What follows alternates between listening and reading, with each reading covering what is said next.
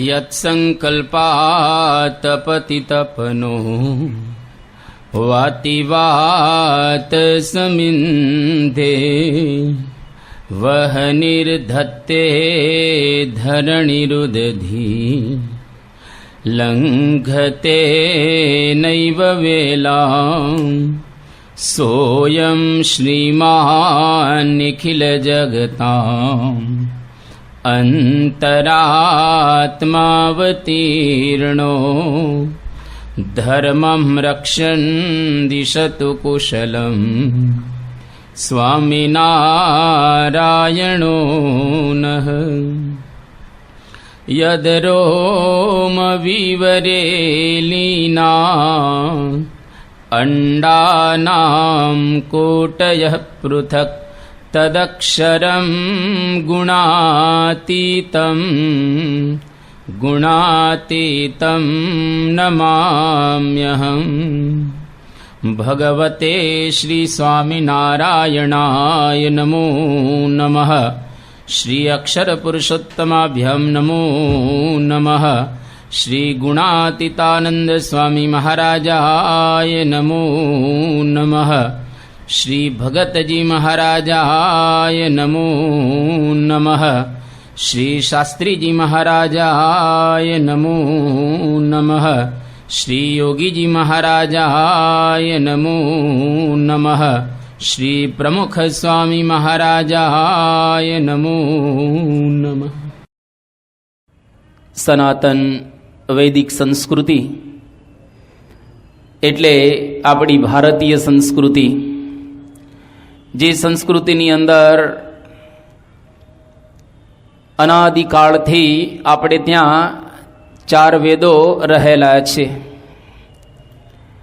वैदिक सनातन ज्ञान समग्र भारतवर्षनी अंदर पहलेथी ने ज उपलब्ध छे, रहेलू छे। संहिता ग्रंथो, ब्राह्मण ग्रंथो, आरण्य ग्रंथो अने उपनिषद ग्रंथो आ बधाने भेगा करवामां आवे एने कहेवाय वेद। वेद अर्थात जाणવું। त्यार पछी ए संस्कृतिनी अंदर महाभारत अने रामायण जेवा इतिहासो सर्जाया।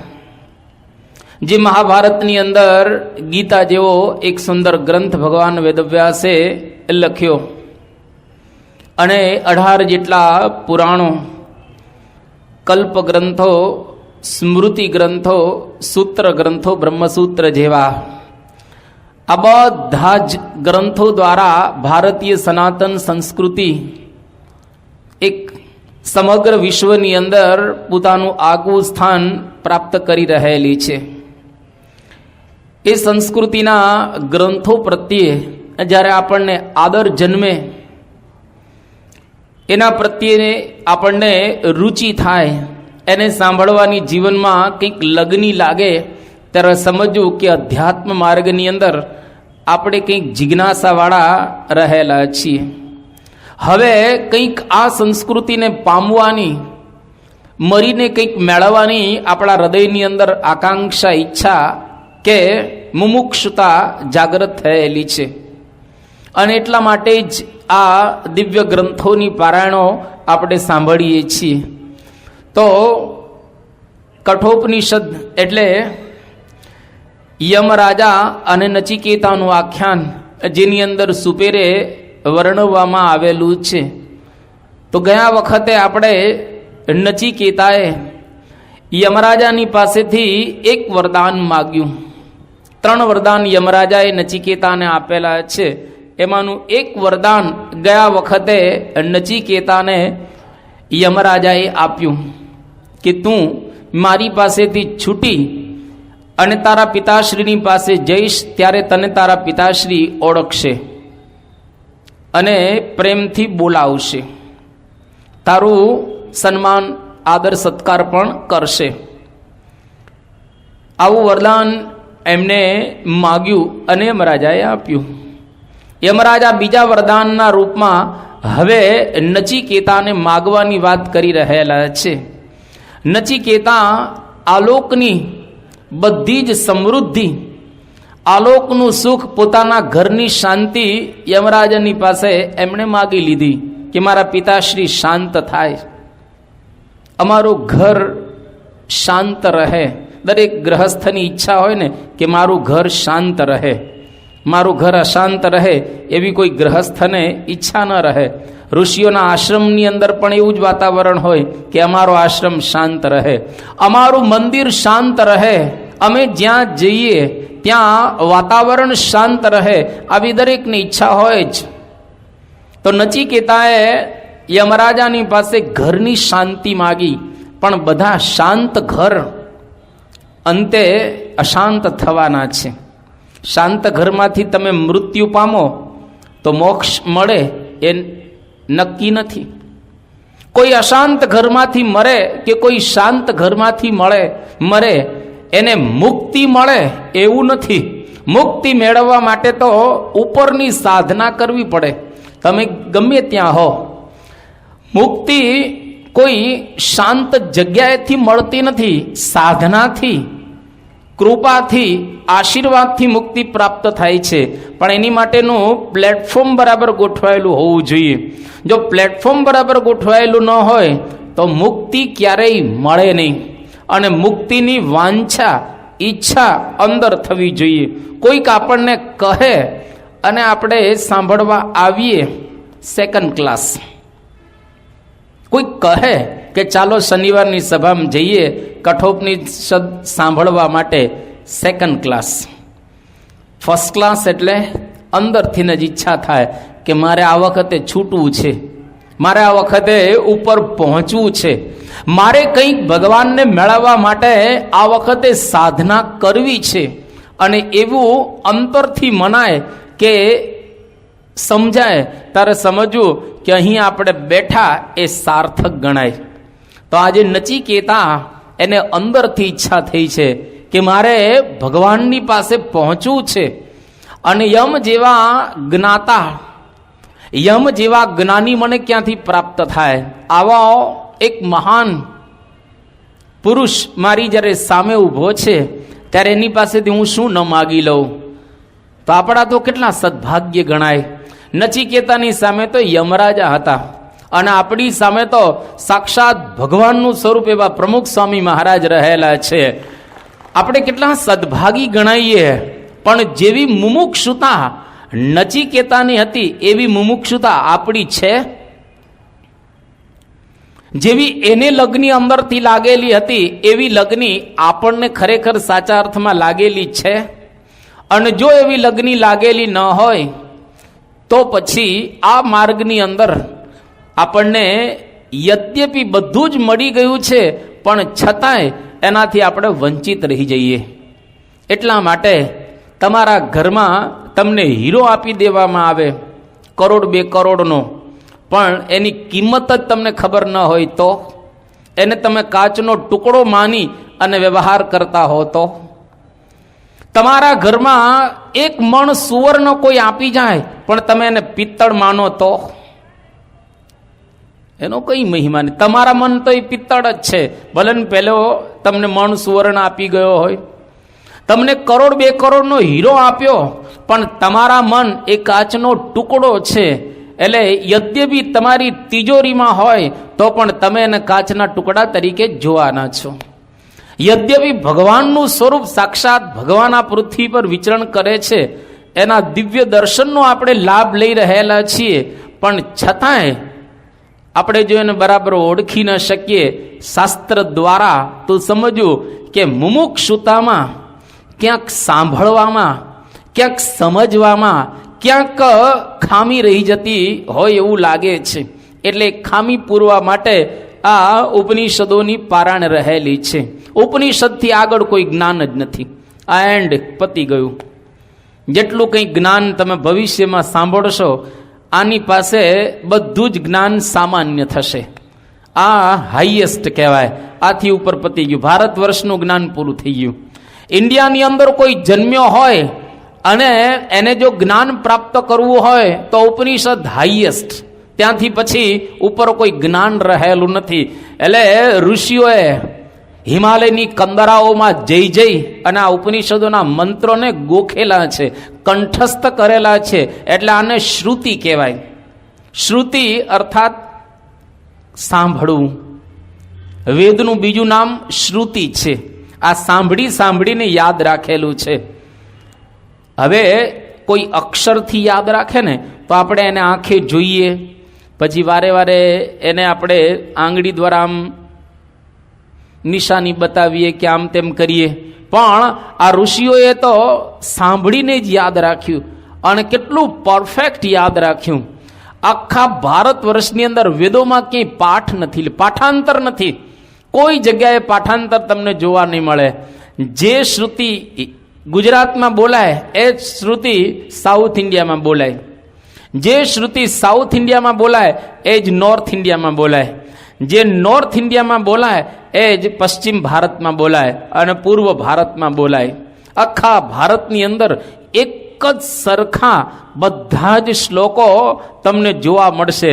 કેટલી ઋષિઓએ સાધના કરી અને આપણને આવા ઉપનિષદો જેવા ગ્રંથ આપ્યા. હાઈએસ્ટ જ્ઞાન આપણને બહુ સરળતાથી આપી દીધેલું છે. જ્યારે ઉપનિષદ શોપેનહોવર એમણે પહેલી વખત આ સાંભળ્યા, અંગ્રેજી ભાષાંતર કોઈ કરેલું હતું અને એ અંગ્રેજી ભાષાંતર શોપેનહોવરે વાંચ્યું, સાંભળ્યું અને ઉપનિષદ વાંચીને બોલી ઉઠ્યો શોપેનહોવર કે Upanishads are solace of my life and solace of my death. આ ઉપનિષદ કેવા છે તો કે મારી લાઈફ એટલે કે જીવન એનો દિલાસો આપે એવા છે, અને હું મરીશ તો આરામ આપે એવા ઉપનિષદો રહેલા છે. આ મહાન તત્વચિંતક પોતે બોલી રહેલો છે. દારા શિકોહ મુસલમાન હતો. એને 50 ઉપનિષદનું ફારસી ભાષાની અંદર ભાષાંતર કરાવ્યું અને માથે પુસ્તક લઈને નાચવા લાગ્યું કે શું ઉપનિષદો, એનું શું તત્વજ્ઞાન છે, એની અંદર શું ખજાનો ભર્યો છે.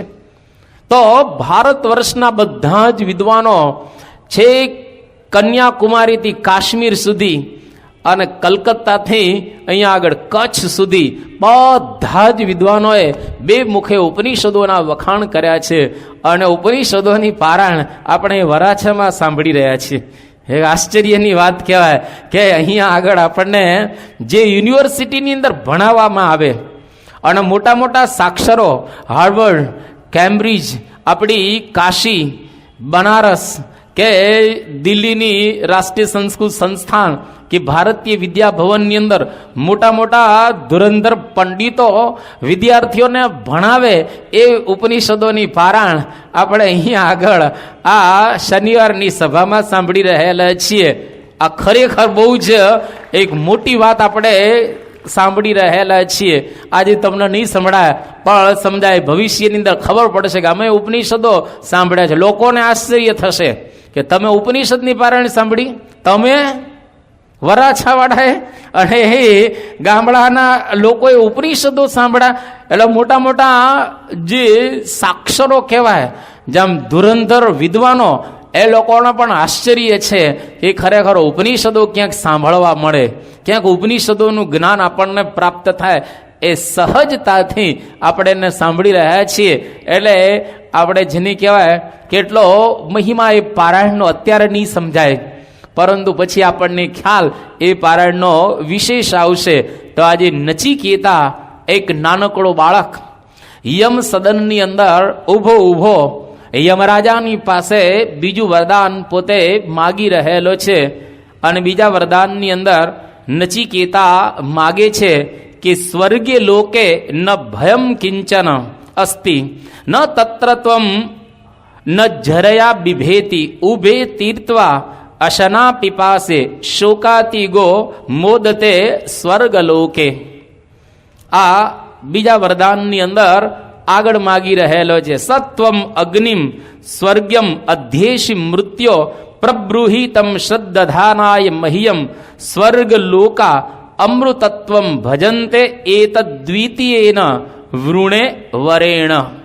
હે યમરાજા, બીજા વરદાન રૂપે તમે મને આટલું આપો. શું માગે છે બીજા વરદાનની અંદર કે સ્વર્ગે લોકે ન ભયમ કિંચન અસ્તિ. સ્વર્ગલોકની અંદર કોઈ પણ પ્રકારનો ભય નથી. ત્યાં આગળ ન તત્રત્વમ જરાયા બિભેતી, ત્યાં કોઈ પ્રકારની વૃદ્ધાવસ્થા નથી. ઉભે તીર્થવા અશના પીપાશે, ત્યાં કોઈ ભૂખ નથી, ત્યાં કોઈ તરસ નથી. શોકાતી ગહ, એટલે કે ત્યાં કોઈ પણ પ્રકારનો શોક નથી. આવું એક સ્વર્ગ સ્થાન છે, આવું એક દિવ્ય ધામ રહેલું છે. એ ધામને પ્રાપ્ત કરવાની વિદ્યા, જે અગ્નિ વિદ્યા રહેલી છે, એ અગ્નિ વિદ્યાનું તમે મને જ્ઞાન આપો. જે અગ્નિ વિદ્યા કારણરૂપ રહેલી આ વિદ્યા છે, જેના દ્વારા કાર્ય એવું ભગવાનનું દિવ્ય ધામ એને હું પ્રાપ્ત કરી શકું. જે ધામની અંદર કોઈ પણ પ્રકારનો ભય નથી, ત્યાં કોઈ પણ પ્રકારની વૃદ્ધાવસ્થા નથી, ત્યાં નથી ભૂખ, નથી તરસ, નથી શોક કે નથી મોહ. આવું એક સ્થાન એ તમે મને અગ્નિ વિદ્યા દ્વારા આપો. એ વિદ્યાનું મને નિર્વચન કરો અને એ વિદ્યા તમે મને બતાવો કે જેના દ્વારા હું એ સ્વર્ગ અર્થાત ભગવાનનું દિવ્ય ધામ. અહીંયા આગળ સ્વર્ગ શબ્દ સ્વર્ગના અર્થમાં વપરાયેલો નથી. જે પૃથ્વીલોક, ભુવરલોક અને સ્વર્ગલોક, એ સ્વર્ગલોકની વાત નથી, પરંતુ સ્વર્ગ શબ્દ અનંત એવું ભગવાનનું દિવ્ય ધામ એના અર્થમાં વપરાયેલો આ શબ્દ રહેલો છે. પહેલા આલોક સુધાર્યો કે આ પૃથ્વીલોકની અંદર જો આપણે બરાબર રહેતા હોઈએ તો રહેવાનો આનંદ આવે. ઘરમાં તમે સંપીને રહો, છોકરા છોકરીઓ, મા બાપ એ બધા શાંતિથી ઘરમાં રહો. લોકોને ઘરમાં રહેતા આવડતું નથી. ઘરે બધાના કંઈ શાંત હોય એવું નથી. કેટલા એના ઘરમાં સવારથી માંડી અને સાંજ સુધી તમે જુઓ અશાંતિ અશાંતિ. દીકરો સાંજે આવે જાત જાતનું બોલે, દીકરી સાંજે આવે ન કહેવાના શબ્દો એની માને કહે, વહુ બહારથી આવી હોય તો સાસુ ન કહેવાના એને શબ્દો કહે. મા બાપ અને દીકરાને બને નહીં, સાસુ સસરાને બને નહીં. ઘણી વખત સાસુ વહુના ઝઘડાઓ આ ઘરની અંદર ચાલ્યા જ રાખે બધું. પણ જેનું ઘર પૂર્ણ શાંત હોય, ઘરમાં કોઈ પ્રોબ્લેમ જ નહીં, એકદમ બધા જ શાંતિથી રહેતા હોય, પ્રેમથી રહેતા હોય, હેતથી રહેતા હોય, એટલે એનો આ ભવ સુધર્યો ગણાય. પણ હવે એને ઉપરના ભવની ચિંતા કરવાની. નચિકેતા કહે છે મારો આ ભવ સુધરી ગયો, તમે વરદાન આપ્યું એના દ્વારા. હવે મારે પરલોક સુધારવો છે. હું જ્યારે અહીંયા આગળથી વિદાય લઉં એ વખતે મારે ભગવાનનું દિવ્ય ધામ જોઈએ છે, જે ધામની અંદર કોઈ પણ પ્રકારનો ભય નથી. અત્યારે આ લોકનો વિચાર આપણે કરીએ, દરેકને ભય છે. પશુઓને ભય છે, પંખીઓને ભય છે, આવા કીડાઓને ભય છે, માણસને ભય, દરેકને ભય. દુનિયામાં કોઈ વસ્તુ એવી નથી જ્યાં ભય ન હોય. જો ઉંદરને બિલાડીનો ભય, ઉંદર જતો હોય એટલે બિલાડી ખુશ થાય કે હસ આપણો ખોરાક મળી ગયો. અને ઉંદર બિચારો બિલાડીને જુએ એટલે તરત ભાગવા માંડે, પણ બિલાડીની પાસે ભાગી કેટલો શકે? ગમે ત્યાં સંતાઈ જે ફટ કરતો ઉંદરને પકડી લે બિલાડી. ઉંદરને બિલાડીનો ભય. બિલાડીને કોનો ભય? કૂતરાનો ભય. અને કૂતરાને કોનો ભય? સિંહ, વાઘ, વરુ, દીપડાનો ભય. અને એકબીજા પશુઓનો ભય છે. સાપ હોય એને ગરુડનો ભય. આમ સાપ માણસને મારી નાખે, પણ ગરુડ જુએ સાપને એટલે તરત પકડી લેલો ઉપર. એટલે એકબીજાનો ભય તો છે. માણસને આપણને પશુનો ભય લાગે. જંગલમાં તમે એકલા જતા હો અને સિંહને જુઓ તો કહો કેટલા દિવસથી રાહ જોતો હતો, આજે સિંહના દર્શન થયા.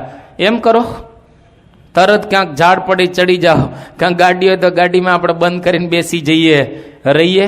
સિંહનો ભય આપણને છે, કારણ કે સિંહ મારી નાખે તો, અને મરવાનો તો ભય દરેકને હોય જ. તો માણસ માત્રને કે પશુઓને, પંખીને, દરેકને ભય છે. રાત્રે 12 વાગે આપણે જતા હોઈએ, સિંહ કે કંઈ ન હોય, પણ ઝાડના પાંદડા હાલે જોજો તો આપણે ગભરાઈ જઈએ કે કોઈ ભૂત હશે તો.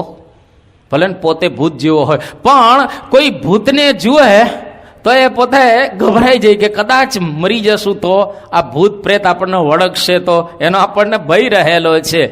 એકબીજાનો જો ભય જ ન હોય તો આપણે બધા શાંતિથી કરોડપતિ હોઈએ, બધા જ કરોડપતિ, બધા દેશના. કારણ કે બોર્ડર લેસ વર્લ્ડ થઈ જાય ને, બોર્ડર સિક્યુરિટી કેટલો ખર્ચ લે છે. આ મિલિટરી, પછી એરફોર્સ, પછી નેવી, એના માટે કેટલા બધા મોટા મોટા બજેટ પાસ કરવામાં આવે છે. આ બધું જ રહે નહીં, કારણ કે એકબીજા દેશને એકબીજા દેશનો ભય છે. મિસાઇલ્સ બધા બનાવે છે, જાત જાતના બોમ્બ્સ બધા બનાવી રહેલા છે, હાઇડ્રોજન બોમ્બ્સ અને ન્યુટ્રન બોમ્બ્સ, બધા જાત જાતનો અણુબોમ્બ. એનું કારણ કે અમારો દેશ નિર્ભય રહે, પણ કોઈ નિર્ભય છે? ધારો કે અત્યારે અમેરિકા વિફરે, આમ તો લગભગ બને નહીં, પણ કદાચ અમેરિકાની પાસે એટલા બોમ્બ્સ રહેલા છે, આ દુનિયાને લગભગ 15 થી 20 વખત ખલાસ કરી નાખે એટલી તાકાત એની પાસે છે. અને આખી દુનિયા ઉપરના બધા જ બોમ્બ્સ આ બધા ભેગા કરવામાં આવે તો 30 વખત આ દુનિયાને નાશ કરવી હોય તો થઈ શકે એવું છે. એટલું બધું આ દુનિયા ઉપર એ લોકોએ શસ્ત્ર સરંજામ વગેરે ભેગું કરેલું છે. તો એનો મતલબ એવો થયો કે લોકોને કેટલો ભય છે, આતંકવાદીઓનો કેટલો ભય. 2 જણા આવે તો મુશ્કેલી સર્જાય.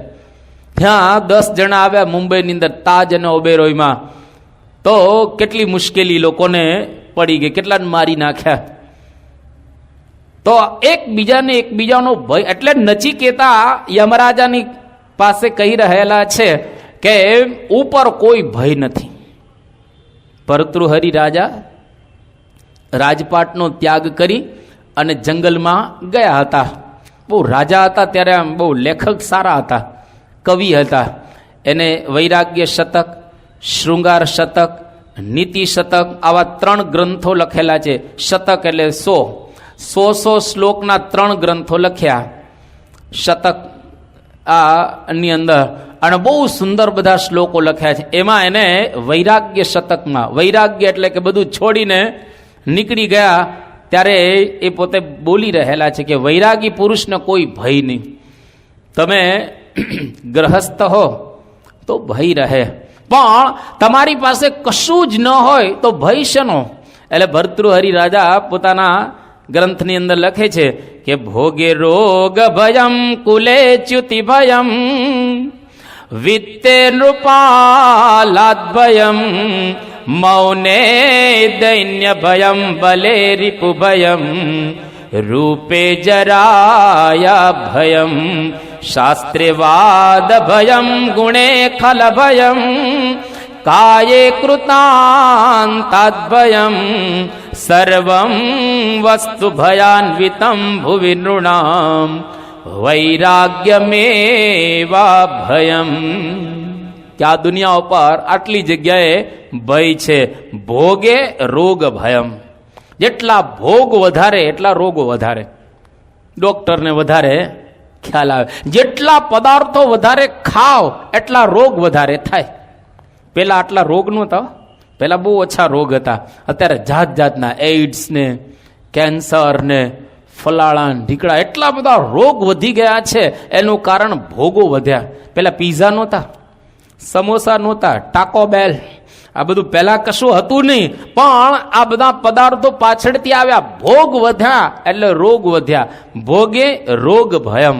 નહીતર તો માણસો ખાય, ડાયાબિટીસ વાળાને ખાવાની બહુ ઈચ્છા થાય ખાંડની, પણ ભય લાગે કે વધારે ખાંડ ખાઈશ તો ડાયાબિટીસ, સુગર વધી જશે અને મુશ્કેલી સર્જાશે. એટલે ભોગમાં ભય વધી ગયો. શેનો? રોગનો. કુલે ચ્યુતિ ભયમ, તમે કુળવાન હો તો કુળવાનપણામાંથી તમે નીચે પડો નહીં, એનો પણ તમને એક જાતનો ભય હોય છે કે મારી કુલીનતા બરાબર સચવાય, એમાં ડાઘ ન લાગે.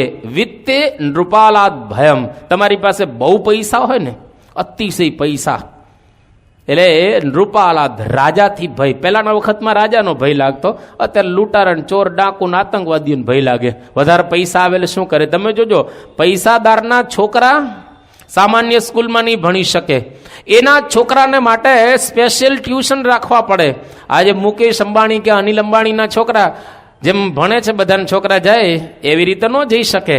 એના છોકરાને પકડે કોઈ આતંકવાદી કે ગમે તે, અને પછી પકડીને કહે કે ફલાણી જગ્યાએ 500 કરોડ મૂકી જજો, દીકરાનું અપહરણ કરી જાયલો. પૈસા રાજાઓથી પેલા ભય હતો, અને અત્યારે બીજી રીતનો ભય છે. પૈસો આવે એટલે ભય શરૂ થાય. મુશ્કેલી, જેટલો પૈસો વધારે એટલો ભય વધારે. મૌને દૈન્ય ભયમ, તમે મૌન રાખો તો કોઈ કે તો હા દીનતા વાળો છે, બાકી મૂંગો રે. તમે મૌન રાખો તો એ પ્રકારનો ભય થાય. બલે રીપુ ભયમ, તમે બળવાન હો તો શત્રુનો ભય થાય કે આને એક વખત પછાડવો છે. લોકો તમે બળવાન ને લોકો પછાડતા હોતા, એટલે એને એનો ભય લાગે. અને રૂપે જરાયા ભયમ, તમે એકદમ રૂપાળા હો પણ જરા અવસ્થા આવે એટલે કોઈનું રૂપ રહે છે સરખું, ગમે તેટલો રૂપાળો. એવું કહે છે શાસ્ત્ર પ્રમાણે કે છોકરો 16 વર્ષનો થાય ને કે છોકરી 16 વર્ષની થાય એ વખતે એનું મેક્સિમમ રૂપ છે નિખરે. એટલે 16 વર્ષનો કોઈ પણ છોકરો અને 16 વર્ષની કોઈ પણ છોકરી દરેકને જોવા ગમશે, કારણ કે એની કાયાની અંદર સંપૂર્ણ રૂપ ત્યારે પ્રગટ થયેલું ગણાય.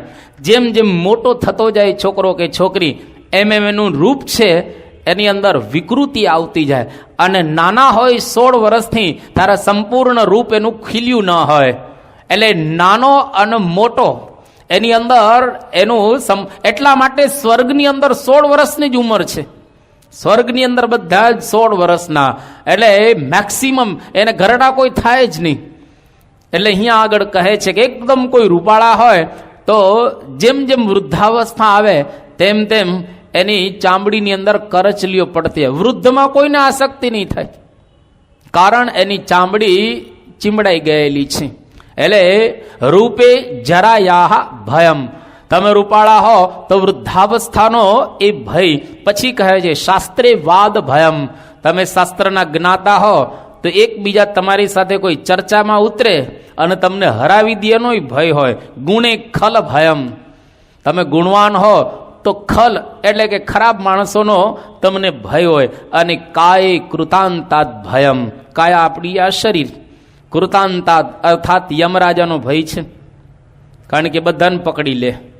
કોઈ માણસ બચ્યો છે અત્યાર સુધીમાં? 500 વર્ષનો કોઈ છે? 150-200 વર્ષનો? જવાનું નક્કી જ. યમરાજા ન લઈ જાય તો બીજી જગ્યાએ પણ જવું તો પડે જ. મૃત્યુનો ભય. અને સર્વમ વસ્તુ ભયાન્વિતમ વૈરાગ્યમેવ ભયમ, બધું જ દુનિયામાં ભયથી યુક્ત છે. પણ વૈરાગી જો તમે હો તો કોઈ ભય નહીં, કોઈ લૂંટાવાનો જ ભય નહીં. એક વખત યોગી બાપાની બોધ કથામાં આ પ્રસંગ છે કે ગામની અંદર ભીમદો ને ખીમદો બે યોગી બાપા કે નાગા બાવા અને એક ધર્મશાળામાં ઉતરેલા. હવે ગામડાનું વાતાવરણ તે પ્રકારનું હોય, ધર્મશાળાની અંદર મચ્છર ને માખીઓ એ બધું હતું. અને ત્યાં ચોર આવ્યા ધર્મશાળામાં કે સાધુ મહારાજની પોટલીમાં કંઈક મળી જાય એમ. એ લોકો એકબીજા પાસેથી કંઈક લાવ્યા હોય એટલે આપણને પ્રાપ્ત થઈ જાય. એટલે એક ચોર આવી અને પેલો અંધારું હતું એટલે ભીમદાના ઉપર હાથ ફેરવે છે એમ કે કંઈક મળી જાય ખિસ્સા બીસામાં. તો ખિસ્સા જ નહોતા, એમણે બે સૂતેલા હતા. તો ખીમદાએ કહ્યું કે ભીમદા મારી પાસે મોકલજે ને. કેમ? તો કે તારા મચ્છર ઉડાડે તો મારાય ઉડાડે, તારા ઉડાડે છે તો મારાય ઉડાડે. યોગીજી મહારાજ કે નાગા બાવાને લૂંટાવાનો શું ભય? કાંઈ હોય તો ભય ને કશું જ ન મળે ને ભય શેનો? એમ વૈરાગી પુરુષો હોય એને કોઈ ભય નહીં. બસ જડ ભરત જેવા નિષ્કુળાનંદ સ્વામી જેમ એના કાવ્યની અંદર વાત કરીને કે અમે રે જડ ભરત જોગિયા ઈચ્છું નાહી વૈભોગજી જગત પદારથ જીવને રૂચે નહીં જેમ રોગજી અમે રે જડ ભરત જોગિયા કે અમે જળ ભરત જોગિયા એકદમ એકાએકી રે નિર્ભય થઈ વિચરે વનમાં, એને કોઈ પણ પ્રકારનો ભય નહીં. એટલે અહીંયા આગળ કહે છે યમરાજાને નચિકેતા કે મેં એવું સાંભળેલું છે કે ઉપર કોઈ ભય નથી, ત્યાં કોઈ વૃદ્ધાવસ્થા નથી. વૃદ્ધાવસ્થા જ્યારે આવે ત્યારે મુશ્કેલી આપણે જાણીએ છીએ. ન તત્ર ત્વમ જરાયા બિભેતી, ત્યાં વૃદ્ધાવસ્થાનો કોઈ ભય નથી. અત્યારે માઇકલ જેક્સનનું તમે બધાએ નામ સાંભળેલું છે અને કદાચ તમે એના ગીતોય સાંભળ્યા હશે. પોપ સિંગર ગણાય, દુનિયાનો બેસ્ટ. હવે આ માઇકલ જેક્સનને ભય એ છે કે મારી વૃદ્ધાવસ્થા આવી જશે. એટલે શું કરે છે કે ઓક્સિજનની બેગમાં દરરોજ 1 કલાક રહે. એટલે આપણા બધા સેલ્સ રહેલા છે આ ચામડી વગેરે, એ ઢીલી ન પડી જાય, ટાઈટ ને ટાઈટ રહે. ઢીલી પડી જાય તો ખરાબ લાગે ને, મજા ન આવે, આખો આકાર ને બધું બદલાઈ જાય. એટલે એ માણસ હવે એને વૃદ્ધાવસ્થાનો ભય છે. દુનિયામાં નામ તો કરી દીધું, હવે એને આ ભય લાગેલો છે. હવે એવા સંજોગોની અંદર ગમે તેટલું કદાચ કરશે તો એના હોઠ સુકાશે તો ખરા ને.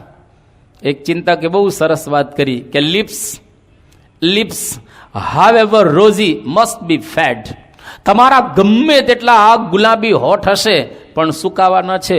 થારી કાયા કો ગુલાબી રંગ ઉડ જાસી, એ ઉડી જવાનો છે, એ નક્કી જ છે.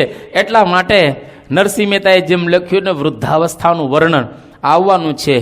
અને આજે આ વૃદ્ધાવસ્થાનું વર્ણન ખરેખર નરસિંહ મહેતાનું કાવ્ય અદ્ભુત, એક કે એક વસ્તુ સાર્થક થતી આજે જગતમાં આપણને દેખાય. 500 વર્ષ પહેલા એક નાનકડા કાવ્યની અંદર કેટલું અદ્ભુત નરસિંહ મહેતા વર્ણન કરી ગયા છે વૃદ્ધાવસ્થાનું કે ગઢપણ કોણે મોકલ્યો, જાણ્યું જોબન રહે સહુ કાળ, ગઢપણ કોને મોકલ્યો. ઉંબરા તો ડુંગરા થયા અને પાદર થયા પરદેશ, ગોરી તો ગંગા થઈ અને અંગે ઉજળા મટી ગયા કેશ. કે ઉંબરા, ઘરનો ઉંબરો હોય ને એ ડુંગર જેવો લાગે ઊંચો, ઘરડામાં બિચારા લાકડી લઈને ચાલતા હોય એને મજા ન આવે. પાદર જવું તો જાણે પરદેશ જવાનું થાય એટલું બધું એને અઘરું પડે. અને ઘરની અંદર ગોરી જ્યાં આગળ પાણી પીવાનું હોય, જાણે ગંગા મૈયા સુધી આપણે લાંબા થયા હોઈએ એટલું એને લાગે. અંગે ઉજળા મટી ગયા કેશ, બધા જ કેશ ધોળા થઈ ગયા કાળામાંથી. અને ધોળા વાળ થાય પછી એના શરીરની અંદર જે ક્રાંતિ હોય એ ધીરે ધીરે ઓછી થાય. અને નરસિંહ મહેતા કહે છે કે નોતું જોઈતું તે શીદ આવ્યું ને નોતી જોઈ તારી વાટ, ઘરમાંથી હળવા થયા રે ભાઈ એની કહેશે ખૂણે ડાળો ખાટ, ગઢપણ કોણે મોકલ્યું. કે નહોતું જોઈતું તે શીદ આવ્યું. કોઈને વૃદ્ધાવસ્થા જોઈતી હોય અને છતાં પણ આવે છે. ઘરમાંથી હળવા થયા કહેશે ખૂણે ઢાળો એની ખાટ. એમ જો કોઈ વૃદ્ધને સારી ટ્રીટમેન્ટ નથી આપતો. કોઈ ઘરમાં તમે જોજો, તમે સાંભળીને સારી ટ્રીટમેન્ટ નહીં આપો, તમે સાંભળીને નહીં આપો. એનું કારણ એટલું જ છે કે વૃદ્ધાવસ્થા કોઈને ગમતી નથી. એ માણસ લાચાર થઈ જાય, એની પાસે તાકાત કે શક્તિ નથી હોતી, એટલે કોઈને કહી શકતો નથી. અને પછી નરસિંહ મહેતા કહે છે કે આંખે તો સુજે નહીં રે થર થર ધ્રુજે કાય, ખાધું તો અન્ન પચે નહીં રે વળી, બેઠા તો નવ રહેવાય, ગઢપણ કોણે મોકલ્યું. કે આંખે સૂજે નહીં, આંખે દેખાય નહીં, અને થર થર ધ્રુજે કાય, હાથમાં લાકડી નામ ધ્રુજતી હોય, ખાધું અન્ન પચે નહીં, અને વળી બેઠા તો નવ, એક જગ્યાએ બેસી પણ ન શકે. આજે પ્રગટ બ્રહ્મ સ્વરૂપ પરમ પૂજ્ય પ્રમુખ સ્વામી મહારાજ, એમની 88 વર્ષની ઉંમર થઈ, એને કોઈ અવસ્થાના ભાવ નથી, પણ શરીર અંગીકાર કરેલું છે. એટલે પ્રમુખ સ્વામી મહારાજ 2 કલાક એક જગ્યાએ બેસે થાકી જાય છે. એના અહીંયા આગળ સુરતમાં આવ્યા હતા તો આ દુખવા મંડી ગયું. ડૉક્ટરને બોલાવ્યા અને દરરોજ એની ટ્રીટમેન્ટ આપતા હતા બાપાને. એક જગ્યાએ બેસી નથી શક. બાકી બાપા એ જ પરમ પૂજ્ય સ્વામી બાપા એક જગ્યાએ સવારનો નાસ્તો કરીને બેઠા હોય અને મળનારા એટલા, એક વખત મુંબઈમાં એવું થયું, સવારનો નાસ્તો કરીને સ્વામી બેઠેલા આસન ઉપર, નીચે જ બેસતા આસન, અને પછી મળનારા શરૂ થયા. લગભગ બપોરના 12, 12:30 થયા મળનારા, અને લઘુ કરીને પાછા જમવા બેઠા એ જ આસન ઉપર. જો એ શરીરની અંદર એ વખતે અવસ્થા હતી, અને આજે શરીર એમનું થોડું વૃદ્ધ થયેલું છે, તો એમને તકલીફ પડે છે. એનું કારણ એને ભાવો એવા અંગીકાર કર્યા છે. તો આ વૃદ્ધાવસ્થાની અંદર દરેકને મુશ્કેલી થાય. નરસિંહ મહેતા બીજી 2 કડીની અંદર કહે છે કે દીકરા તો જુજવા થયા રે વહુવર દે છે ગાળ, દીકરીઓને જમાય લઈ ગયા રે હવે ગઢપણ નાશ્યા રે હાલ, ગઢપણ કોણે મોકલ્યું. કે દીકરા તો જુજવા થયા, દીકરા જુદા થઈએ. કોઈને દાદા ગમે નહીં. તમે કેટલાયની ફરિયાદો આવે, કોઈ નામ નથી આપતા આપણે, અહીંયા બેઠેલા હોય પાછા. તો કેટલાય લોકોને દાદાઓ ગમતા નથી. જેવી વાઈફ આવે દીકરાની એટલે તરત જ પ્રોબ્લેમ. સાસુ સસરા ગમે જ નહીં, કે હવે અમે વી આર મોડર્ન, અમે મોડર્ન છીએ, તમે જરા જૂનવાણી છો એટલે બીજા ઘરમાં રહો. 2 રસોડા કરવાના, દાદા દાદીનું એક રસોડું ને પેલાનું એક, અને જો ઘર ભાડે હોય તો 2 ભાડાના ઘર લેવાના. કેટલી મુશ્કેલી સર્જાય. કોઈ વહુઓ પોતાની સાસુને રાખવા રાજી નથી. કોઈ દીકરો પોતાના બાપુજીને ઘરની અંદર પ્રેમથી રાખવા રાજી નથી. કારણ વૃદ્ધાવસ્થા. બહુ જૂજ દીકરા એવા હોય જે પોતાના પિતાને ભગવાન તુલ્ય માને. માતૃદેવો ભવ, પિતૃદેવો ભવ, આચાર્ય દેવો ભવ, અતિથિ દેવો ભવ, એવા ઘર તમને ગણ્યા ગાંઠ્યા જોવા મળશે. માટે ભૂલો ભલે બીજું બધું, મા બાપને ભૂલશો નહીં. અગણિત છે ઉપકાર એના, એ કદી વિસરશો નહીં. ભલે ને ઘરડા મા બાપ આપણા ઘરની અંદર હોય તો જૂનું એટલું સારું ગણાય. Old is gold. ઘરમાં સુવર્ણ જૂનું હોય તો કેમ આપણે સાચવીએ છીએ, એ મા બાપને પ્રેમથી સાચવવા, હેતથી સાચવવા.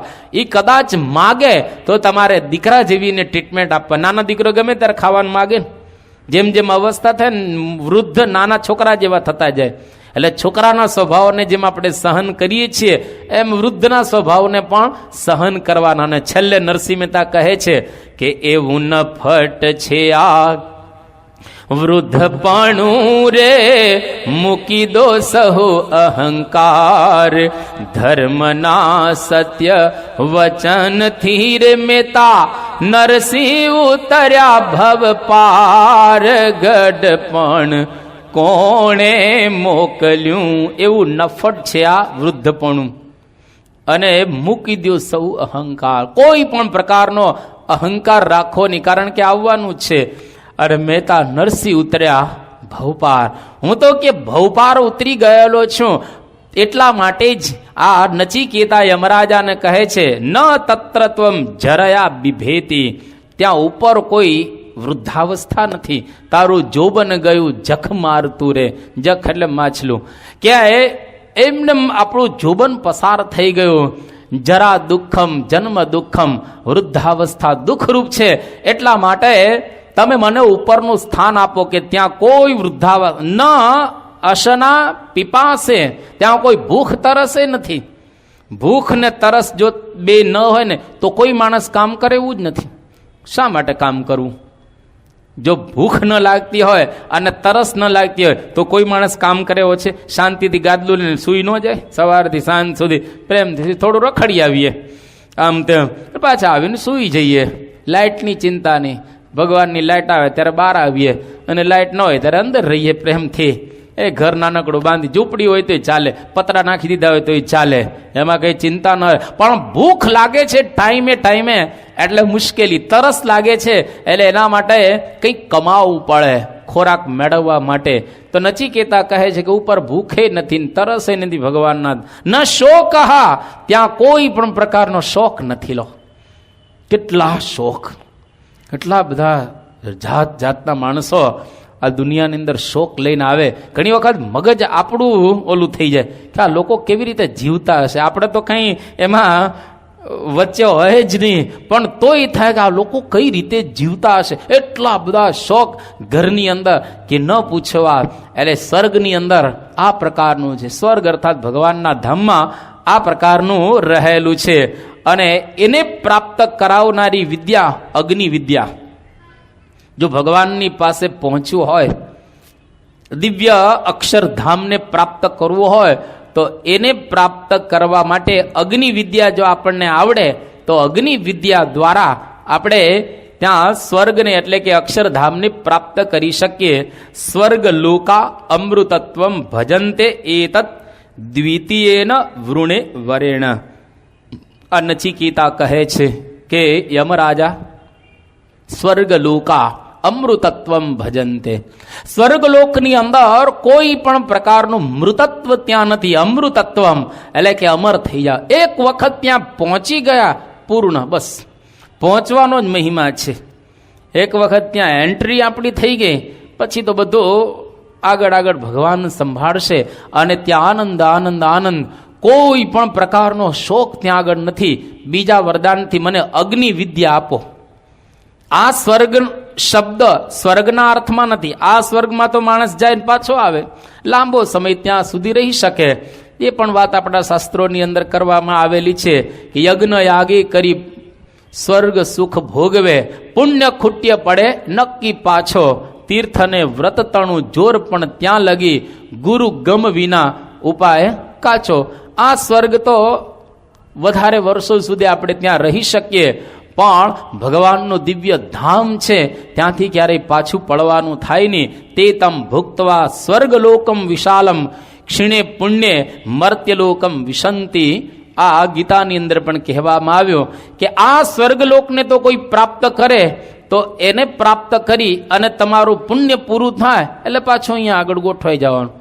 અત્યારે લોકો સમાજની અંદર સારા કામ કરે, કોઈ કુંવારી કન્યાઓને જમાડે, કોઈ ગામને ગોંદરે ગાયોને ઘાસ નાખે, કોઈ ભૂખ્યાઓને અન્ન જમાડે.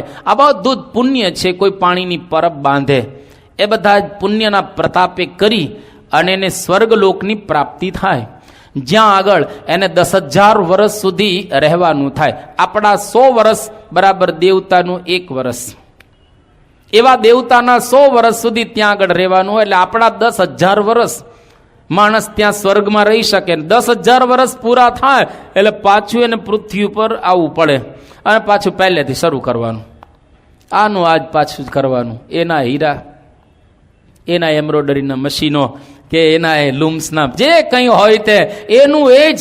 પણ થોડોક સમય આરામ વધારે આપણને મળ્યો, બહુ થાકી ગયા હતા એટલે 10,000 વર્ષ સ્વર્ગની અંદર રહીને પાછા આપણે આવી ગયા. કે પ્રકૃતિ પુરુષ પ્રલયમાં આવે, ભવ બ્રહ્મા ન રહે કોઈ રે. પ્રકૃતિ પુરુષ સુધી બધું જ પ્રલયની અંદર એ ખલાસ થઈ જાય અને એની પર અક્ષરધામમાં જો આપણે પહોંચી શકીએ કે જઈએ તો ત્યાં આગળ સ્થિર રહી શકાય, બાકી બધેથી પાછું આવવાનું થાય. એટલા માટે નચિકેતા આજે ભગવાનનું દિવ્ય ધામ એ માગી રહેલો છે. અને હવે યમરાજા કહે છે, આવું સરસ બીજા વરદાનથી માગ્યું એટલે યમરાજા નચિકેતાને કહે છે, પ્રતે બ્રવીમી તદુ મે નિબોધ સ્વર્ગ્યમ અગ્નિમ નચિકેત પ્રજાનન અનંત લોકાપ્તિમ અથો પ્રતિષ્ઠામ વિદ્ધિ તમ એતન નિહિતમ ગુહાયામ. હે નચિકેતા, સ્વર્ગની સાધનરૂપ જે અગ્નિ વિદ્યા તને હું કહું છું, તું મારી પાસેથી આ અગ્નિ વિદ્યાના બરાબર સમજી લે. સ્વર્ગની પ્રાપ્ત કરાવનારી આ એક વિદ્યા છે અને આ લોકમાં પણ એ વિદ્યા જો તે મેળવેલી હશે તો તારી પ્રતિષ્ઠા વધશે. કારણ યજ્ઞોનું ફળ સ્વર્ગ અને આ લોકમાં એક કીર્તિ રહેલી છે.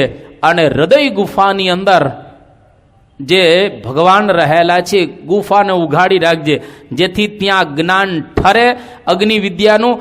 અને જો ત્યાં જ્ઞાન ઠરશે તો પછી તું ભગવાનની આ વિદ્યા દ્વારા ભગવાનના દિવ્ય ધામને પ્રાપ્ત કરી શકીશ. ટૂંકમાં અગ્નિ વિદ્યાનું જ્ઞાન નચિકેતાને હવે યમરાજા આપશે. અને આ વિદ્યા જો આપણે મેળવેલી હોય તો એના દ્વારા આપણે પણ અક્ષરધામની અંદર પહોંચી શકીએ. પણ પેલો અખો કહે છે ને, અખો કહે એનું કરવું કેમ? બીજા વર્ષે પાછું એમનું એમ, બીજું વરસ આવે એટલે એમનું એમ હતા ને એવા. ક્યાં ગયા? તો કે ક્યાંય નહીં, ઠેર ના ઠેર, અહીં છીએ, ક્યાંય ગયા નથી. એટલે ધીરે ધીરે જ્ઞાન દ્રઢ કરતું જવું. થોડું થોડું નાના નાના છોકરાઓ જો વિદ્યાભ્યાસ કરે છે, એ પહેલા ધોરણમાં વિદ્યાર્થી હોય ત્યાંથી બીજા ધોરણમાં આવે, બીજા ધોરણના ચોપડા બધા બદલાઈ જાય, ત્રીજા ધોરણમાં આવે ચોપડા બધા બદલાઈ જાય, ચોથા ધોરણમાં બધા ચોપડા બદલાય. એમ ધીરે ધીરે ધીરે ધીરે કરતો કરતો વિદ્યાર્થી છેક પીએચડી સુધી પહોંચી શકે અને પીએચડીનું એ જ્ઞાન પ્રાપ્ત કરી શકે. એટલે હાઈએસ્ટ જ્ઞાન પીએચડી. એનાથી પછી ઉપરનું કોઈ જ્ઞાન રિસર્ચ પોતે જ કરે અને પોતે જ કંઈક નૂતન અર્થનું સંશોધન કરી અને સમાજની સમક્ષ મૂકે તો એને કહેવાય હાઈએસ્ટ જ્ઞાન. એવી રીતે અગ્નિ વિદ્યા જો બરાબર રીતે તું સમજીશ તો એના દ્વારા તને ભગવાનનું દિવ્ય ધામ છે એ પ્રાપ્ત થશે. હવે યમરાજા અગ્નિ વિદ્યા નચિકેતાને સમજાવી રહેલા છીએ. હવે આપણે પણ અગ્નિ વિદ્યાને જરા સમજવા માટે થોડાક સજાગ થશું કે કંઈક આ વિદ્યા મેળવવી છે. ભલે થોડું ઘણું આપણે સંસારનું યાદ કરતા કરતા પણ અને જો આપણે સમજવાનો પ્રયત્ન કરીશું તો સમજાશે. એવું નથી ન સમજાય, આ ગામડાના લોકોને સમજાય. એટલા માટે જ આપણે પ્રારંભ કર્યો છે.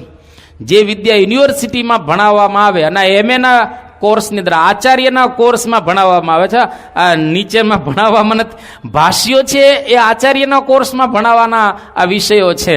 એટલે તમે છેક સંસ્કૃત ભણતા ભણતા 12મા વર્ષની અંદર 10મા વર્ષની અંદર પ્રવેશ કરો ત્યારે ઉપનિષદોના ભાષ્યને ભણવામાં આવે.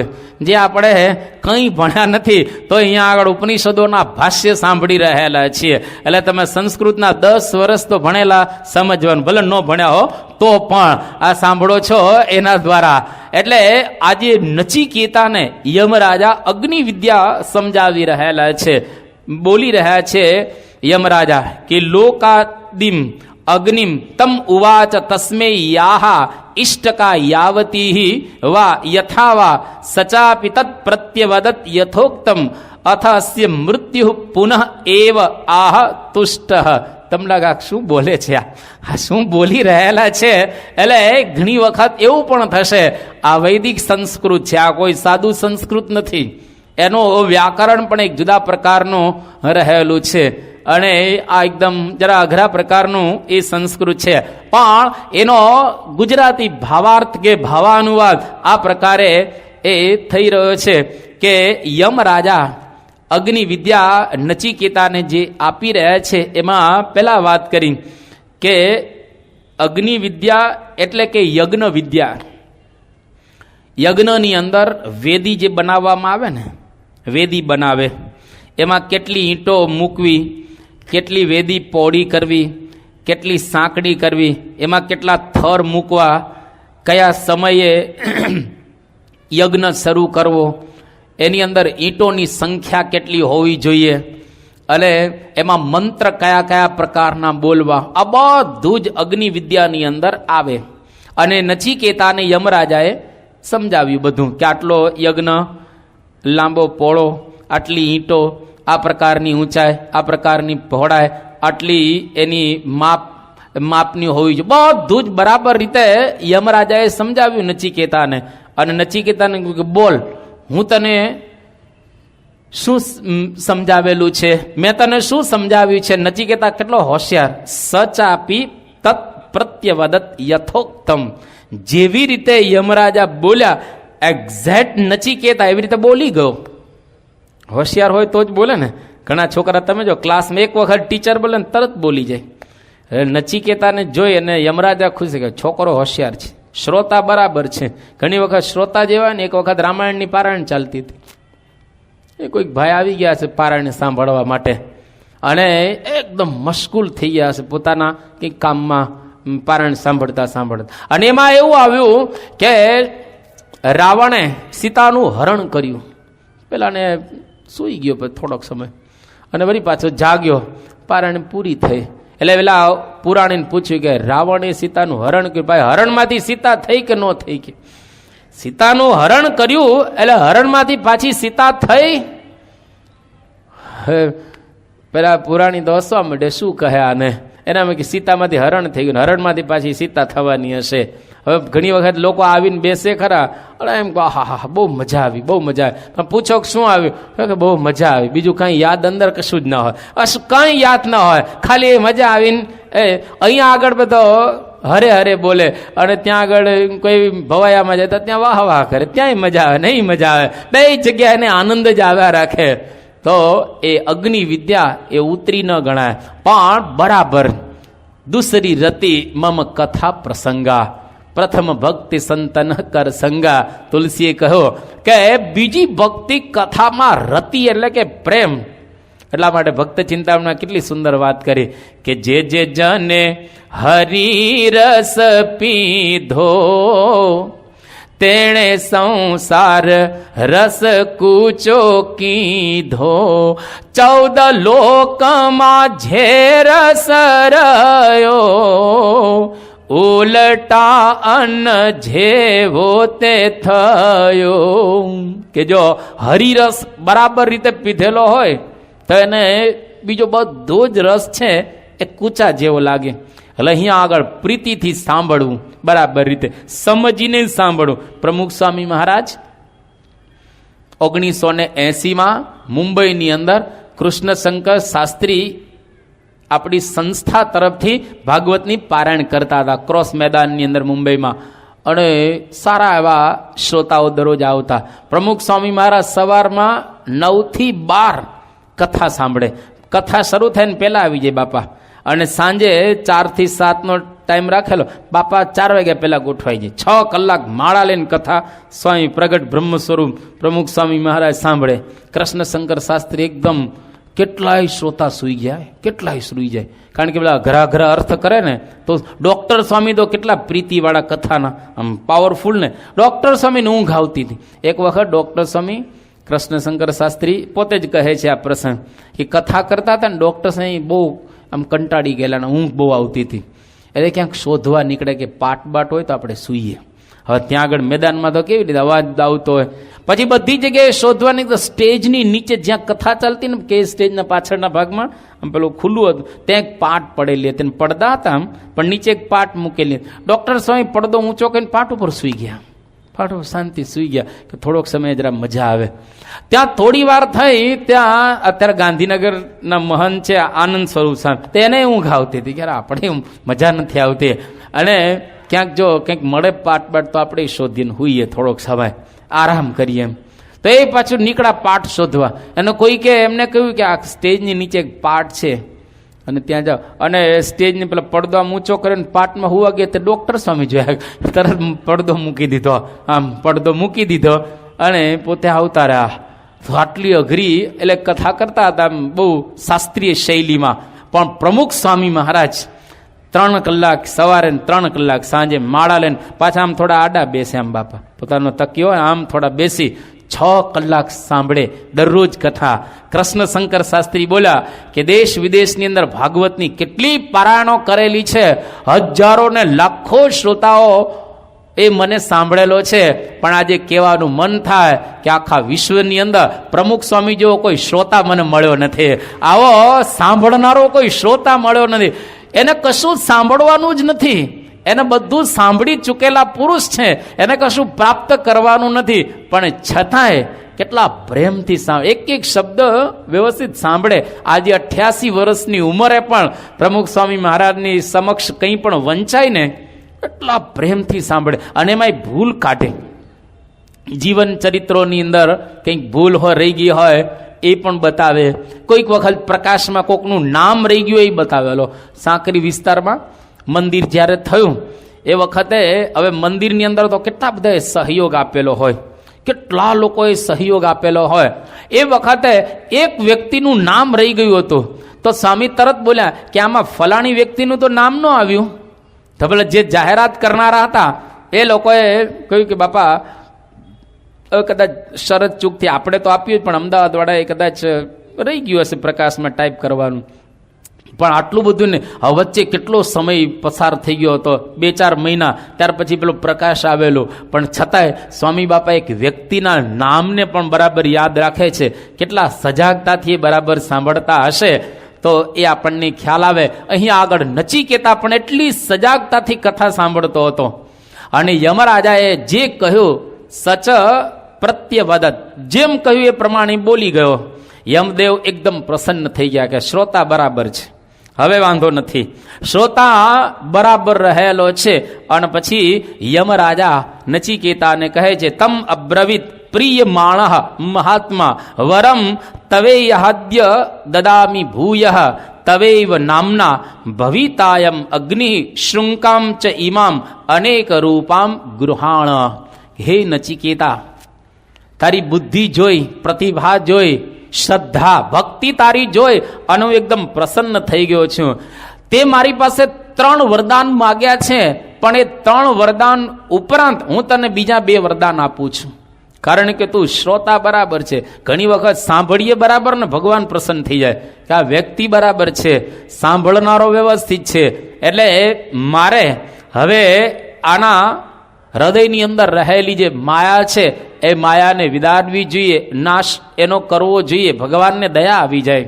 એટલે અહીંયા આગળ નચિકેતાની ઉપર યમરાજા ખુશ થઈ ગયા કે બીજા 2 વરદાન તને આપું છું. કયા 2 વરદાન આપે છે કે તવૈવ નામના ભવિતાયમ અગ્નિ. હે નચિકેતા, આ જે અગ્નિ વિદ્યા છે જેના દ્વારા ભગવાનનું દિવ્ય ધામ પ્રાપ્ત થાય, એ વિદ્યા ભવિષ્યની અંદર તારા નામથી પ્રસિદ્ધ થશે અને લોકો આ વિદ્યાને તારા નામથી ઓળખશે. નચિકેતાએ પ્રાપ્ત કરેલી વિદ્યા એટલે નાચિકેતા અગ્નિ.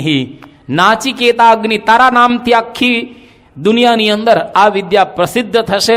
અને બીજી એને વાત કરે છે, વરદાનના રૂપમાં કહે છે કે જો આ હીરા, માણેક, પોખરાજ, નીલમ વગેરેથી યુક્ત હું તને રત્નની એક માળા આપું છું, જે માળા પણ તું ધારણ કરા. વરદાન ઉપરાંત 2 વસ્તુઓ એ આપ્યો. આજે શિષ્યનું સ્મારક ગુરુ કરી રહેલા છે, શિષ્યને બિરદાવે છે. આવા શિષ્ય એ વત્સલ યમરાજા હતા. અને આગળ યમરાજા કહે છે કે ત્રિણાચિકેત ત્રિભિ એત્ય સંધિમ ત્રિકર્મકૃત તરતી જન્મ મૃત્યો બ્રહ્મ જગ્નમ દેવમ ઇડ્યમ વિદિત્વા નિચાય ઇમામ શાંતિમ અત્યંતમ એતિ. હે નચિકેતા, અગ્નિ વિદ્યાનું આ ફળ રહેલું છે. શું ફળ?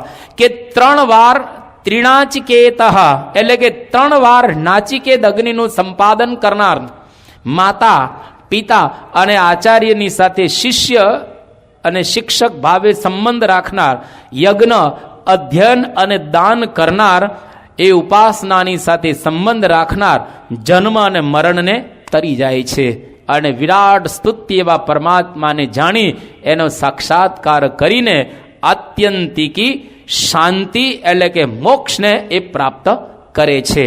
આ નચિકેતાને યમરાજાએ કહ્યો પહેલી વાત કે શિષ્ય ભાવ રાખનાર, પોતાના ગુરુ ને વિશે, માતા પિતાને વિશે શિષ્ય ભાવ રાખો. અને એવો જો ખરેખર સાચો શિષ્ય ભાવ હોય તો ગુરુજી આપણી ઉપર એ પ્રસન્ન થઈ જાય. બીજી વાત કરે, યજ્ઞ અધ્યયન અને દાન 3 જીવનમાં જોઈએ. ગ્રહસ્થ માત્ર યજ્ઞ કરવા, ઘણા પ્રકારના યજ્ઞ છે, ભૂત યજ્ઞ અને આ બધા દેવ યજ્ઞ વગેરે વગેરે, એનો વિસ્તાર આપણે નથી કરતા અહીંયા આગળ. તો દરેક ગ્રહસ્થે યજ્ઞ કરવો. ગીતાની અંદર ભગવાન કૃષ્ણે વાત કરેલી છે કે યજ્ઞ દાન તપ કર્મ ન ત્યાજ્યમ કાર્યમેવ તત યજ્ઞો દાનમ તપશ્ચૈવ પાવનાની મનીષિણામ. કે યજ્ઞ દાન તપ અને કર્મ આ દરેકને પાવન કરે છે, પવિત્ર કરે છે. એટલે આપણે દાન આપવું, યજ્ઞો કરવા અને અધ્યયન કરવું, આ જે 3 જો કોઈ કરે તો એ ત્રિણાચિકેત 3 કર્મ કરનાર કહેવાય. અને અધ્યયન કરવું, નાના છોકરાઓ અત્યારે અહીંયા આગળ કથા સાંભળે છે, બાકી આવડા છોકરા થાય 8 વર્ષના એટલે એને ગુરુકુળમાં મૂકવામાં આવે અને તમારો સંગ પછી એને રહે નહીં, પછી તમે એનું મોઢું ન જોઈ શકો. 8 વર્ષનો છોકરો થાય છેક 25 વર્ષ સુધી ગુરુકુળમાં રહે.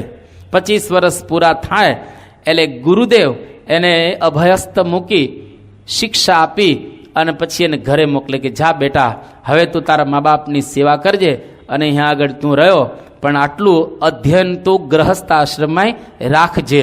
ગ્રહસ્થ આશ્રમની અંદર તું જાય છે તો હવે ગ્રહસ્થ તરીકેની તારી ફરજો તું બજાવીશ, પણ એની સાથે સાથે તું આટલું રાખજે જે આપણે તૈતરીય ઉપનિષદની પારાયણ વખતે સાંભળવાના છીએ. પણ અત્યારે ખાલી ટેલર કે છોકરો ભણીને જાય અને ગ્રહસ્થ આશ્રમમાં પ્રવેશે ત્યારે એને આટલું સ્વાધ્યાય બરાબર રાખો. તમારે પણ આટલું સ્વાધ્યાય દરરોજ એ કરવું જોઈએ. ઋતમ ચ સ્વાધ્યાય પ્રવચને ચ, સત્યમ ચ સ્વાધ્યાય પ્રવચને ચ, તપશ્ચ સ્વાધ્યાય પ્રવચને ચ, દમશ્ચ સ્વાધ્યાય પ્રવચને ચ, શમશ્ચ સ્વાધ્યાય પ્રવચને ચ, અગ્નિશ્ચ સ્વાધ્યાય પ્રવચને ચ, અગ્નિહોત્રંચ સ્વાધ્યાય પ્રવચને ચ, અતિથયશ્ચ સ્વાધ્યાય પ્રવચને ચ, માનુષંચ સ્વાધ્યાય પ્રવચને ચ, પ્રજા ચ સ્વાધ્યાય પ્રવચને ચ, પ્રજનશ્ચ સ્વાધ્યાય પ્રવચને ચ, પ્રજાતિશ્ચ સ્વાધ્યાય પ્રવચને ચ. હે બેટા, આટલું તું કરજે. મનથી સત્ય રાખજે, વાણીનું સત્ય રાખજે, તપ દમ શમ અજ્ઞાધાન અગ્નિહોત્ર અતિથિ સેવા લોક વ્યવહાર બરાબર કરજે, પ્રજાનું પાલન કરજે, પ્રજોત્પત્તિ શાસ્ત્ર વિરુદ્ધ કરજે અને પ્રજાની વૃદ્ધિ કરજે. જા, તને મારા આશીર્વાદ છે. આટલું તું છોડતો નહીં. ગ્રહસ્થનું કામ કરતા કરતા અને બરાબર મનુષ્યને શોભે એવું તારું આચરણ રાખજે અને કર્મો કરતા કરતા સ્વાધ્યાય અને પ્રવચનને ભૂલવા ન જોઈએ. શ્રાવણ માસની અંદર સ્વાભાવિક રીતે આપણે જેમ કથા સાંભળી છે, લોકો એવું જ સાંભળતા હોય કે શ્રાવણ માસ આવે તારે કથા સાંભળ, ચૈત્ર માસ આવે તારે કથા સાંભળે, એવું નથી. દરરોજ આ સ્વાધ્યાય રાખવું. સ્વાધ્યાય એટલે મોક્ષ શાસ્ત્રોનું અર્થપૂર્વક નિયમિત અધ્યયન કરો. વચનામૃત સ્વામીની વાતો કે પછી આપણા અન્ય ગ્રંથો રહેલા છે, થોડા થોડા દરરોજ ગ્રંથો વાંચવા. એટલા માટે જ પ્રમુખ સ્વામી મહારાજે આ ઘર સભાની વાતો કરેલી છે અને પ્રવચન એટલે કે મોક્ષની વાતો એની અંદર એ બરાબર આવે છે.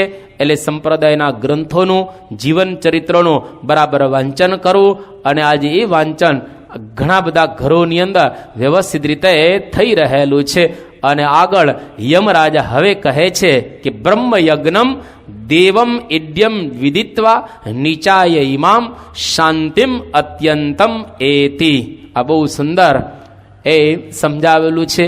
અત્યારે આપણો સમય પૂર્ણ થયો છે એટલે આને આટલાને આપણે ટચ નથી કરતા આ શ્લોકનો, કારણ કે પરમાત્માને જાણી અને આપણે આત્યંતિકી શાંતિ પ્રાપ્ત કરી શકીએ છીએ. પરમાત્માને જો આપણે સાચા અર્થમાં ઓળખીએ તો આત્યંતિકી શાંતિ, એને ઓળખવા એ ખરેખર અઘરું રહેલું છે. પરંતુ એ જો સાચા અર્થની અંદર ઓળખાય તો પછી આપણે ભગવાનની પાસે પહોંચી શકીએ. એ ઓળખવાની વાતો અને બહુ કળથી ઓળખવા, બળથી નહીં, કળથી. અને જો કળથી પરમાત્માને ઓળખી શકીએ તો એના દ્વારા અત્યંતમ શાંતિમ એતિ. કરવાનું કાંઈ નથી.